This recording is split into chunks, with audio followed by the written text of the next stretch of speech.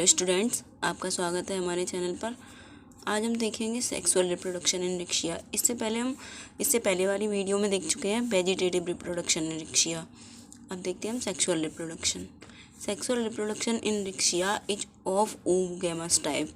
इसमें कौन से टाइप का सेक्सुअल रिप्रोडक्शन है? oogamous type. Male reproductive structure क्या है इसमें? Male reproductive structure antheridium. Female reproductive structure archegonium. Antheridium क्या बनाएगा? एंथेरिजॉइड। और आर्किगोनियम क्या बनाएगा? Egg. Some species of Riccia like Riccia crystallina, Riccia gangetica, Riccia billardieri and Riccia glauca are monoecious और homothallic. That is both antheridia and archegonia develop on the same thallus. अब ये जो कुछ ऊपर मेंशन्ड स्पीसीज हैं वो रिक्शिया की कैसी हैं? मोनोशियस हैं, यानी कि वो सिर्फ एक थैलस में आर्किगोनिया और एंथेरिडिया दोनों प्रेजेंट हैं।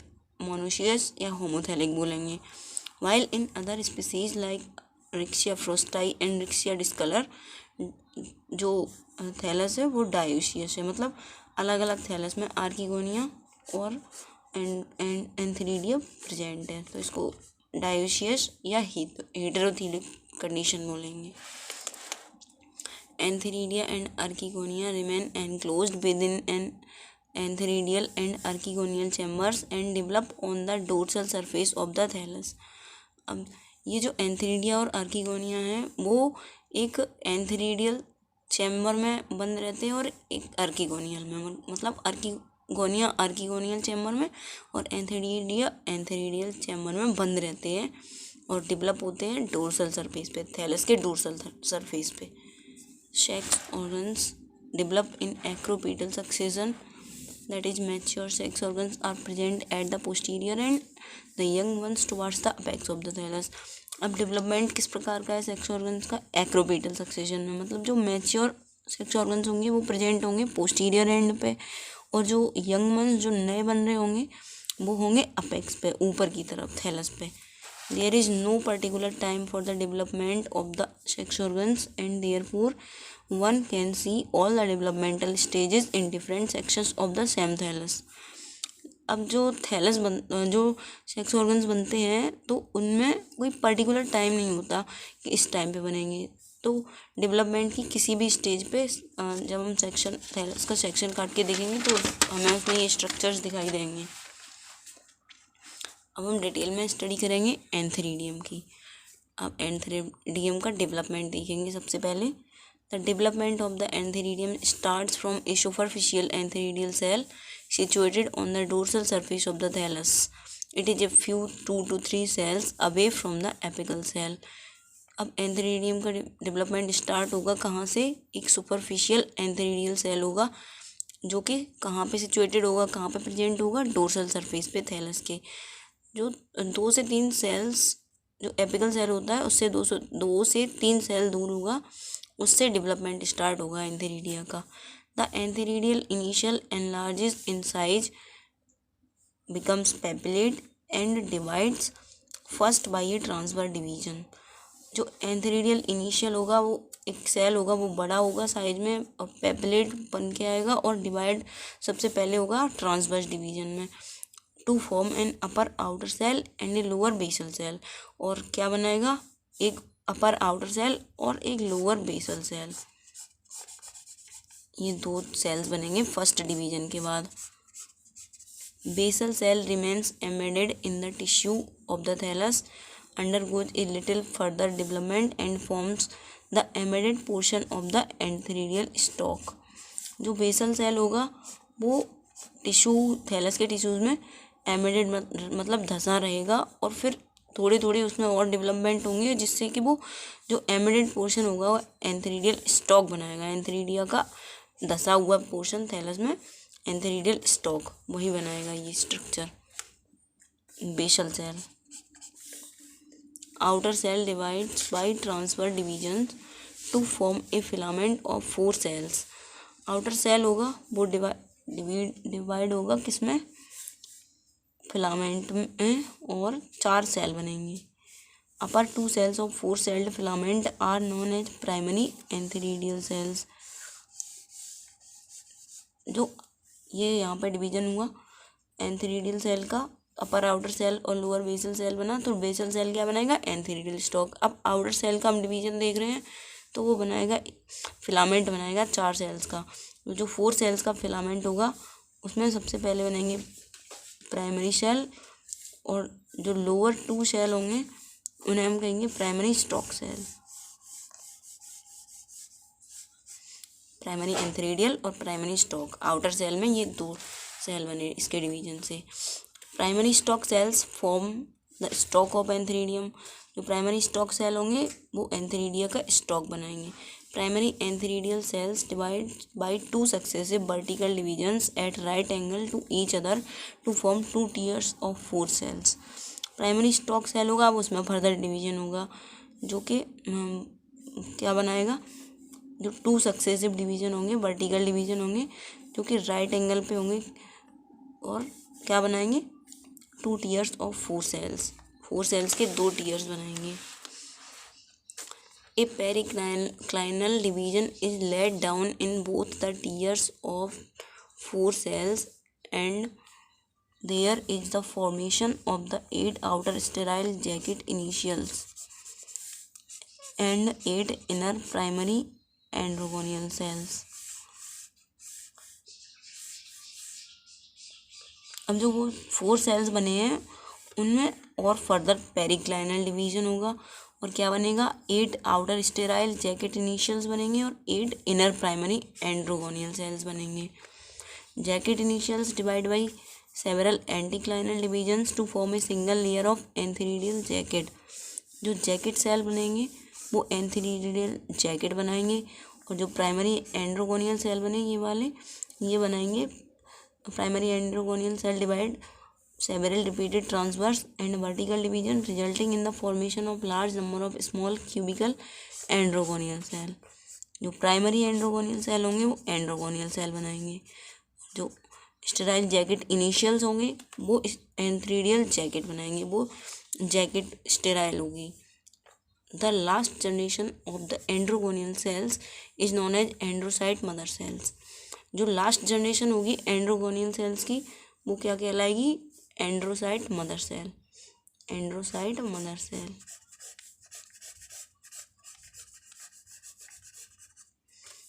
ये हम डायग्राम के थ्रू समझेंगे। डायग्राम सबसे इम्पोर्टेंट होते हैं, जब हम बायोलॉजिकल सब्जेक्ट्स पढ़ते हैं उनमें डायग्राम सबसे ज़्यादा इम्पोर्टेंट होते हैं। तो जब भी आप कोई भी चीज़ पढ़ें तो सबसे पहले डायग्राम्स के थ्रू पढ़ें, और जब एग्ज़ाम में लिखने जाए तब एग्ज़ाम में डायग्राम ज़रूर बनाएं। ये है एंथेरिडियल इनिशियल, सबसे पहले इसमें डिवीजन होगा, आउटर सेल बनेगा, बेसल सेल बनेगा। इसके बाद ये साइड में फर्दर डिवीजन होगा, इन सेल्स में ये डिवीजन होता जाएगा। फिर प्राइमरी एंथेरिडियल सेल बनेंगे, प्राइमरी स्टॉक सेल बनेंगे, ये सक्सेसिव डिवीजन होगा। इसके बाद ये 4 sailed stage primary androgonial cell बन गए। ये स्टेराइल जैकेट थी, वो जैकेट इनिशियल्स हैं, ये एंड्रोगोनियल सेल हैं। ये स्टेराइल जैकेट बनाएंगे और ये एंड्रोसाइट्स बनाएंगे। ये जैकेट स्टेराइल जैकेट एक कवरिंग बनेगी। उसके बाद ये यहाँ पे शो हो रहा है जैकेट, फर्दर डिवीजन होते जाएंगे, एंड्रोगोनियल सेल बन गए।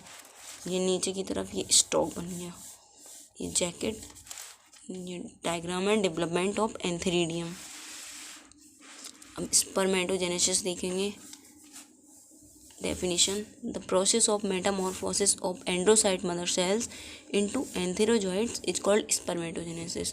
जो एंड्रोसाइट मदर सेल बन गई, जो लास्ट में बनी थी, उनका डेवलपमेंट, उनका मेटामॉर्फोसिस, मतलब उनमें ऐसे चेंज आना जिससे कि वो एंथेरोजॉइड में कन्वर्ट हो जाए, इसी प्रोसेस को हम स्पर्मेटोजेनेसिस बोलते हैं।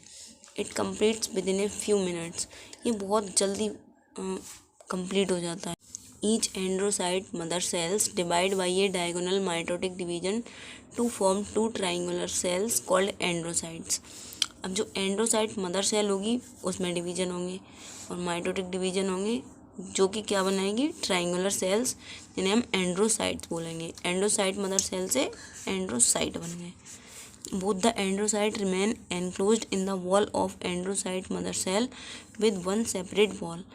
जो एंड्रोसाइट है वो कहाँ पे एनक्लोज्ड रहेगा, एंड्रोसाइट मदर सेल की वॉल में, और एक सेपरेट वॉल होगी, एक वन सेपरेट वॉल के साथ। Each androcyte has a prominent nucleus and a small extra nuclear granule called blepharoplast. हर एक एंड्रोसाइट एक प्रोमिनेंट उसमें न्यूक्लियस होता है और एक स्मॉल एक्स्ट्रा न्यूक्लियर ग्रेन्यूल होता है। मतलब न्यूक्लियस के बाद भी एक ग्रेन्यूल होता है जिसे हम बोलते हैं ब्लीफेरोप्लास्ट। ये एक इम्पोर्टेंट स्ट्रक्चर होता है। It lies near the periphery of the protoplast. ये जो प्रोटोप्लास्ट होता है उसके पेरीफेरी का मतलब जो लास्ट के कॉर्नर्स होते हैं उसमें प्रेजेंट होता है। The androcyte soon loses its triangular shape and becomes somewhat round और ओवल। एंड्रोसाइट थोड़ा फर्दर और टाइम पास होने पर ये क्या बनाता है, ट्राइंगुलर शेप से अपना शेप दूसरा बदल देता है, राउंड या ओवल बन जाता है। Its blepharoplast elongates into a cord and occupies about 2/3 of its part। इसका ब्लीफेरोप्लास्ट है वो elongate होता है, बड़ा होता जाता है और इसका 2/3 पार्ट घेर लेता है, मतलब इसका बहुत सारा पार्ट घेर लेता है इस स्ट्रक्चर का। Simultaneously the nucleus also becomes crescent shaped, homogeneous and ultimately comes in contact with the blepharoplast. इसके साथ साथ जो न्यूक्लियस होता है वो भी क्रिसेंट शेप का बन जाता है, होमोजीनियस बन जाता है और अल्टीमेटली ब्लीफेरोप्लास्ट के कॉन्टैक्ट में आ जाता है। Two large flagella develop from the conspicuously thickened end of the blepharoplast. जो फ्लैजिला होंगे वो बड़े बड़े दो लार्ज फ्लैजिला डेवलप करेंगे जो ब्लीफेरोप्लास्ट होगा उसके एंड से, मतलब ब्लीफेरोप्लास्ट से स्टार्ट होंगे वो flagella. A small part of the cytoplasm which is not utilized in the formation of the flagella may remain attached to the posterior end of the antherozoid as a small vesicle। अब जो cytoplasm का थोड़ा सा part होगा जो कि utilise नहीं हुआ है किसके फॉर्मेशन में, फ्लैजिला के फॉर्मेशन में, वो अटैच्ड रह सकता है पोस्टीरियर एंड से किसके, एंथेरोजॉइड के, और एक स्मॉल वेसिकल के रूप में एक स्मॉल वेसिकल बना लेंगे। ईच एंड्रोसाइट दस मेटामॉर्फोसिस इनटू एन एंथेरोजॉइड। अब जो एंथेरोजॉइड होगा वो क्या बन जाएगा, एंड्रोसाइट होगा वो बन गया एंथेरोजॉइड। अल्टीमेटली मेटामॉर्फोसिस हो गया उसमें और एंथेरोजॉइड बन गया। ये हमें दिखाई दे रही हैं स्टेजेस, इसमें यहाँ से डिवीजन हुआ, ये कुछ स्टेजेस है। अल्टीमेटली ये बन जाएगा एंथेरोजॉइड। इसमें ये दो फ्लैजिला शो हो रहे हैं।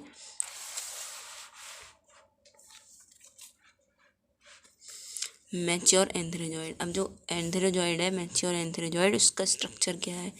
ए mature antherozoid unicellular, uninucleate, biflagellate and coiled structure. जो एक मैच्योर एंथेरोजॉइड है वो यूनिसेल्युलर है, मतलब एक सिंगल सेल है, एक अकेला सेल, यूनिन्यूक्लिएट से एक न्यूक्लियस है उसमें, बाइफ्लैजिलेट दो फ्लैजिला हैं, और एक कॉइल्ड स्ट्रक्चर है। Both flagella resemble morphologically but differ in function.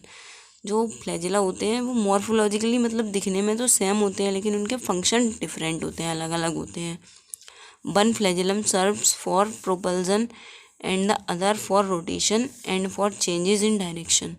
जो एक फ्लैजिला होगा वो प्रोपल्जन मतलब मूवमेंट में हेल्प करेगा और जो दूसरा फ्लैजिला होगा वो रोटेशन में हेल्प करेगा और डायरेक्शन बताएगा, चेंजेस इन डायरेक्शन।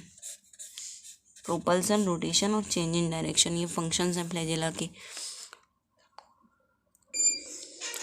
डेहिशंस नया टॉपिक है, डेहिशंस। जो एंथेरिडियम है उसका डेहिशंस क्या है, मतलब कैसे होगा, एंथेरोजॉइड बाहर कैसे निकल के आएगा एंथेरिडियम से। Water helps in dehiscence of the antheridium. Antheridium की डेहिशंस में क्या हेल्प करता है, वाटर हेल्प करता है। Antheridial chamber in which an antheridium lies communicates with the dorsal surface of the thallus by terminal opening. जो antheridium chamber होता है जिसमें एंथेरिडियम रहता है, स्ट्रक्चर प्रेजेंट होता है, वो डोर्सल सरफेस जो होता है थैलस का उसमें टर्मिनल ओपनिंग के साथ वो प्रेजेंट रहता है, मतलब डोर्सल सरफेस के पास होता है antheridium. The cell wall form the semi fluid content of the antheridium during the metamorphosis. जो सेल वॉल होती हैं वो सेमी फ्लूइड मतलब आधा फ्लूइड आधा सॉलिड ऐसा एक कंटेंट बनाती हैं और एंथेरिडियम का, जो कि मेटामॉर्फोसिस के वक्त काम आता है। Mature antherozoid remains free in the semi fluid substance in the antheridial cavity. जो एंथेरिडियल कैविटी होगी, एंथेरिडियम की कैविटी जहाँ पे एंथेरिजॉइड प्रेजेंट होंगे, वो मैच्योर एंथेरिजॉइड उसमें फ्री रहते हैं उस सेमी फ्लूइड में, वो जो फ्लूइड बनाया है, जो सब्सटेंस बनाया है उसमें। As water enters in the antheridial cavity the sterile apical cells of the entheridial jacket enlarge by absorbing water become softened and ultimately break down। अब जैसे ही वाटर एंटर करता है एंथेरिडियल की कैविटी में, एंथेरिडिया की कैविटी में, तो जो स्टेराइल एपिकल सेल्स होते हैं एंथेरिडियल जैकेट के, वो एब्जॉर्ब करते हैं वाटर और बड़े हो जाते हैं, फूल जाते हैं वाटर को सोख के और सॉफ्ट हो जाते हैं और अल्टीमेटली टूट जाते हैं, फट जाते हैं, जिससे कि जो एंथेरिजॉइड्स होते हैं वो बाहर निकल आते हैं। The mature antherozoids along with semi fluid mass comes out of the antheridium to the antheridial chamber and then to the.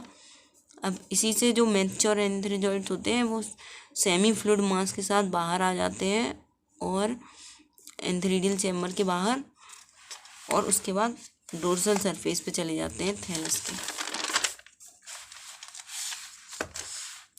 Archegonium. अब हमने मेल रिप्रोडक्टिव स्ट्रक्चर की स्टडी कर ली और एंथेरिजॉइड की स्टडी कर ली। अब हम आर्किगोनियम के बारे में देखेंगे। आर्किगोनियम क्या होता है? Female reproductive structure in bryophytes. तो रिक्शिया का फीमेल रिप्रोडक्टिव स्ट्रक्चर, इसके बारे में स्टडी करेंगे। आर्किगोनियम का डेवलपमेंट देखेंगे हम सबसे पहले, उसके बाद इसमें एग का development. Archegonium. The development of the archegonium starts on the dorsal surface of the thallus from a single superficial cell which acts as an archegonial initial. जो आर्किगोनियम का डेवलपमेंट होता है वो स्टार्ट होता है डोर्सल सरफेस से। Thallus के जो डोर्सल सरफेस है उसमें एक सिंगल सुपरफिशियल सेल प्रेजेंट होता है जो कि आर्किगोनियल इनिशियल की तरह वर्क करता है। वहाँ पे हमने एंथेरिजॉइड का इनिशियल पढ़ा था, यहाँ हम आर्किगोनियल इनिशियल देख रहे हैं। This initial enlarges become papillate and first divides transversely into a basal cell and an outer cell. यहाँ पे भी इनिशियल सेल एनलार्ज होगा, बड़ा होगा, पेप्लेट होगा और डिवाइड करेगा ट्रांसवर्सली, और क्या फॉर्म करेगा? बेसल सेल और outer cell. There is no further division in the basal cell and it forms the embedded portion of the archegonium. अब ये दो जो सेल बने, बेसल सेल और आउटर सेल, इनिशियल में डिवीजन होके, तो उसमें से जो पहला सेल है बेसल सेल, उसमें फर्दर कोई डिवीजन नहीं होगा, और जो एमिडेड पोर्शन होगा आर्किगोनियम का, धसा हुआ पोर्शन, थैलस में धसा हुआ, ये उसी का फॉर्मेशन करेंगे आगे चल के। The entire archegonium develops from the outer cell. जो एंटायर मतलब पूरी आर्किगोनियम है वो कहाँ से डेवलप होगी? आउटर सेल से, आउटर सेल से।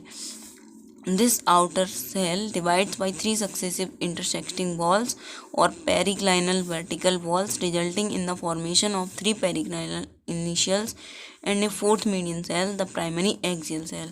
अब ये जो outer cell होगा उसमें 3 successive division होंगे, मतलब 3 डिवीजन होंगे, एक के बाद एक, और इंटरसेक्टिंग वॉल या पेरिक्लाइनल वर्टिकल डिवीजन होंगे, जो किसमें रिजल्ट मतलब जिनसे किसका फॉर्मेशन होगा? 3 पेरिक्लाइनल इनिशियल्स बनेंगे और चौथा मीडियन सेल बनेगा।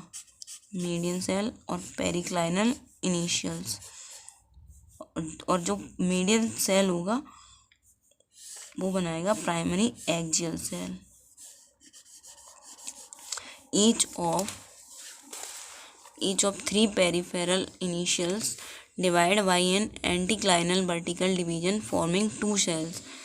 जो हर एक जो पेरिफेरल इनिशियल बनेगा, यहाँ पे ये पेरिफेरल इनिशियल बनेगा, वो डिवाइड करेगा किससे? अब उसमें एंटीक्लाइनल डिवीजन होंगे वर्टिकल, जो कि 2 सेल्स बनाएंगे further. In this way the primary axial cell gets surrounded by 6 cells. अब जो प्राइमरी एक्सियल सेल बना वो किससे सराउंड होगा? वो 6 सेल्स से सराउंडेड होगा, मतलब 6 सेल से घिर जाएगा वो cell. These cells are called jacket initials. ये जो 6 सेल्स जो घेर रहे होते हैं प्राइमरी एक्सियल सेल को, उन्हें हम कहते हैं jacket initials. 6 jacket initials divide transversely into the upper neck initial tier and lower venter initial tier. अब ये जो 6 जैकेट इनिशियल हैं वो डिवाइड करेंगे ट्रांसवर्सली, किसमें क्या क्या बनाएंगे, अपर नेक इनिशियल टीयर और लोअर वेंटर इनिशियल टीयर, मतलब ऊपर की तरफ का नेक इनिशियल टीयर और नीचे की तरफ का venter initial tier. Neck initial tier divides by repeated transverse division to form a tube like neck. अब जो इनमें डिवीजन होकर नेक इनिशियल टीयर बनेगा वो डिवाइड करेगा ट्रांसवर्सली और क्या बनाएगा, एक ट्यूब लाइक नेक बनाएगा। अब इसमें एक स्ट्रक्चर आएगा आर्किगोनियम में नेक, वो इसी डिवीजन से बनेगा। Neck of archegonium consist of 6 vertical rows and each row consist 6 to 9 cells. जो आर्किगोनियम की नेक है उसमें 6 वर्टिकल रोज होती हैं और हर एक रो में 6 से 9 सेल्स प्रेजेंट होते हैं। वर्टिकल रो सेल्स की प्रेजेंट होगी जिसमें 6 से 9 सेल्स हो सकते हैं। Venter initial tier also divides by repeated transverse division to form a single layer of swollen venter. जो नेक इनिशियल टीयर बने थे उनसे क्या फॉर्म हो गया, नेक। अब जो वेंटर इनिशियल टीयर बने थे वो भी डिवाइड होंगे और उनमें रिपीटेड ट्रांसवर्स डिवीजन होंगे जो कि क्या बनाएंगे, वेंटर बनाएंगे। फर्दर स्वॉलन वेंटर, फूला हुआ एक वेंटर बनाएंगे। Simultaneously the primary axial small cell divides transversely and unequally to form a small upper primary cover cell and a central cell. अब जो प्राइमरी एक्सियल सेल बना था वो क्या बनाएगा, वो डिवाइड होगा और अनइक्वली डिवाइड होगा और बनाएगा अपर प्राइमरी सेल, एक ऊपर की तरफ का प्राइमरी कवर सेल और लोअर नीचे की तरफ का central cell. The central cell divides into an upper primary neck canal cell and a lower ventral cell। अब ये जो सेंट्रल सेल बनेगा ये अपर ऊपर की तरफ का प्राइमरी नेक कनाल सेल में डेवलप होगा और लोअर नीचे की तरफ का वेंट्रल सेल बनाएगा। Primary neck canal cell divides by a series of transverse divisions to form 4 neck canal cells. Primary neck canal cell होगा वो डिवाइड करेगा ट्रांसवर्स डिवीजन की सीरीज, मतलब बहुत सारे ट्रांसवर्स डिवीजन होंगे उसमें और 4 नेक कनाल सेल बनाएगा। Primary venter cell divides only once and forms a small venter canal cell and a large egg. अब ये जो प्राइमरी वेंटर सेल बने थे वो डिवाइड करेंगे सिर्फ एक बार और क्या बनाएंगे, स्मॉल वेंटर कनाल सेल, छोटा वेंटर कनाल सेल दो, और क्या बनाएगा, अल्टीमेटली एग बनाएगा। यही मेन फंक्शन होता है एग बनाने का। The primary cover cell divides by 2 vertical divisions at the right angle to one another forming 4 cover cells which form the mouth of the archegonium. जो प्राइमरी कवर सेल होगा वो divide करेगा, 2 vertical division होंगे उसमें और 4 cover cell बनाएगा जो क्या बनाएंगे, mouth of the archegonium, archegonium का माउथ बनाएंगे प्राइमरी कवर सेल का डिवीजन होके। ये स्टेजेस दिखाई गई हैं डायग्राम के थ्रू। आर्किगोनियल इनिशियल, उसमें डिवीजन हुआ, आउटर सेल और बेसल सेल बने। इसके बाद प्राइमरी एक्सियल सेल बना और पेरिफेरल इनिशियल्स बने। प्राइमरी एक्सियल सेल, ये बीच में स्ट्रक्चर है, ये प्राइमरी एक्सियल सेल है। उसके बाद प्राइमरी कवर सेल और सेंट्रल सेल बने। फिर नेक इनिशियल, जो नेक पार्ट होता है आर्किगोनियम का, उसको बनाने के लिए नेक इनिशियल सेल बने। वेंट्रल इनिशियल सेल बने। ये स्टेजेस दिखाई देंगी हमें। उसके बाद ये है वेंटर कनाल सेल बने, नेक कनाल सेल बने जो कि नेक बनाएंगे, वेंटर कनाल सेल बने वो वेंटर बनाएंगे। एग है, ये एग बनाएगा। एग तो एग दिखाई ही दे रहा है हमें, फर्दर डिवीजन के साथ बनाइए। ये नेक पोर्शन, ये एग, ये वेंटर, ये इस साइड में वेंटर होता है पूरा, और ये अल्टीमेटली ये स्ट्रक्चर बना हमें दिखाई दिया आर्किगोनियम। मैच्योर आर्किगोनियम, अब ये मैच्योर आर्किगोनियम है, इसमें क्या क्या प्रेजेंट है, इसका स्ट्रक्चर क्या है। A mature archegonium is a flask shaped structure. Mature archegonium है वो एक फ्लास्क शेप्ड स्ट्रक्चर है। It remains attach to the thallus by a short stalk. ये थैलस से किस तरह से अटैच रहता है, किस स्ट्रक्चर की हेल्प से, शॉर्ट स्टॉक की हेल्प से। It consist of upper elongated cylinder neck and vessel globular portion called venter. अब इसमें जो ऊपर की तरफ का इलोंगेटेड मतलब लॉन्ग पार्ट होता है सिलेंडर, उसे हम बोलेंगे नेक, और जो बेसल नीचे की तरफ का ग्लोबुलर मतलब गोल टाइप का पार्ट होता है उसको बोलते हैं venter. The neck consist of 6 vertical rows enclosing 4 neck canal cells. जो नेक पोर्शन होता है उसमें 6 वर्टिकल रोज होती हैं और किसको 4 नेक कनाल सेल होती हैं जो कि उनमें बंद होती हैं।